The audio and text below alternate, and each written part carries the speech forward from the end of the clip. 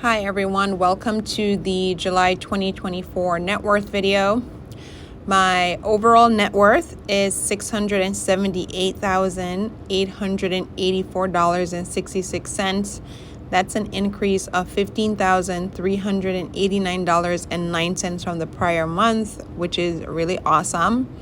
Just to give some background about me before I go into the numbers. So I am a single female living in New York City, which is a high cost of living area.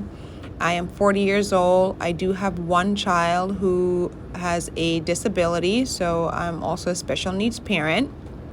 In addition to that, I am a first-time home owner. I bought my first home in August of 2023.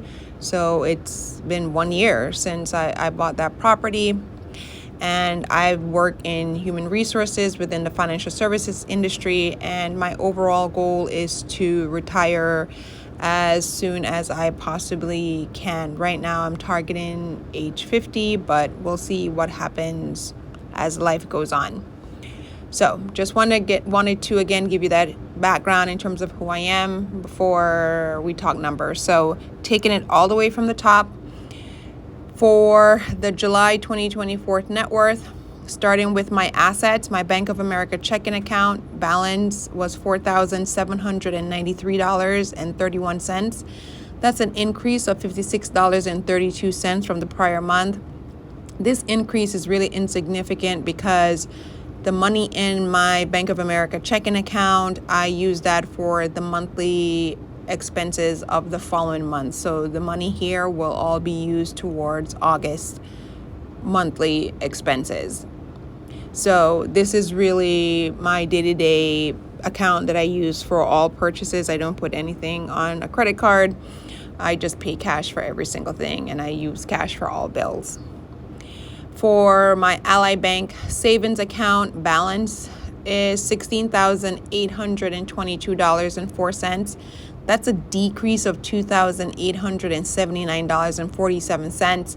I recently made a video about this, but I did get scammed out of a couple $1,000s. So I had to pull some money from my emergency fund, which is held in my Ally Bank savings account, to cover that cost. So that's why there was this huge decrease in my Ally Bank savings account, but I'm working on getting the balance back up to what it was originally, but it will take me a couple months, if not into early 2025, before I'm able to sort of get back the original balance.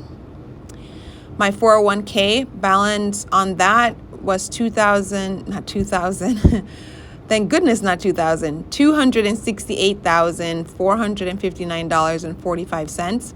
That's an increase of $3,224.40. This is 100% growth because I maxed out my 401k back in March. So it's really great to see this, to me, a pretty significant increase in the 401k balance from month to month. Moving over to my Roth IRA. Before I move to the Roth IRA, 401k is 100% invested in the S&P 500. So in this case, it is invested in FAXIX, which is the S&P 500 ETF at Fidelity. My Roth IRA, the balance on that is $38,235.61. That's an increase of $788.96. This, similar to the 401k, is 100% growth because I maxed out the Roth IRA in March. So that's pretty nice growth for it.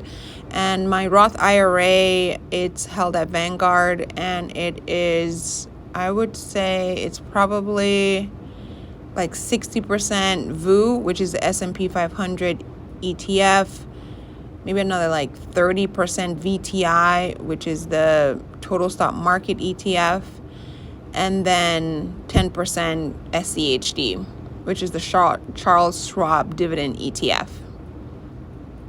So moving on to the brokerage account, balance on that is $159,144.58. That's an increase of $11,030.13. I did put a significant amount of money into the brokerage account. On average, I think I put maybe $5,000, maybe a little bit more than that per month into the brokerage account. So it did have pretty significant growth, right, compared to what I put in. So stock market is very volatile. Of course, you never know where these balances are going to go, but that's a really nice increase for the brokerage account just in 1 month.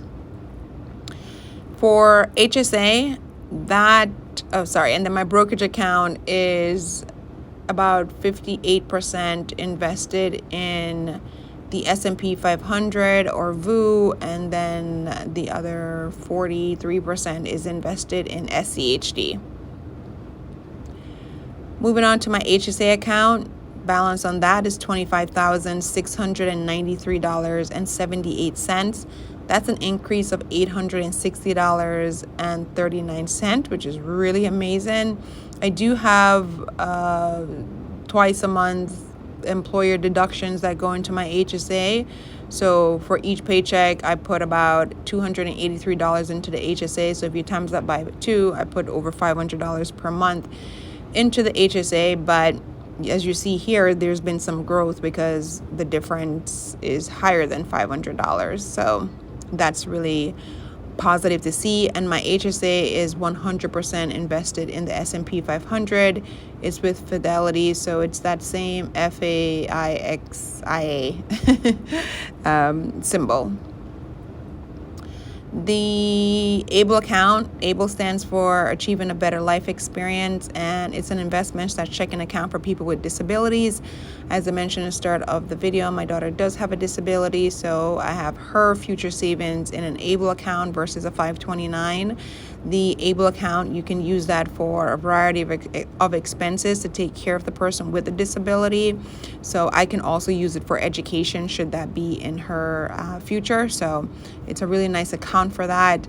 The way I'm looking at the ABLE account is more of a long-term investment account, or essentially her 401k, because I'm not sure if she will be able to work and provide for herself full-time. Hopefully she can, but I just have to take it one day at a time and see what happens.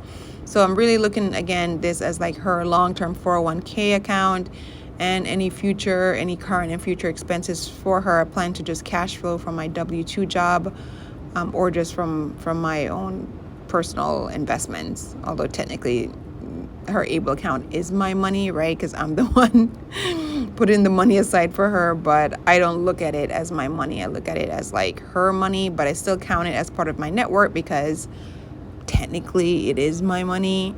Hopefully that wasn't too confusing. But that's an increase of $779 from the prior month.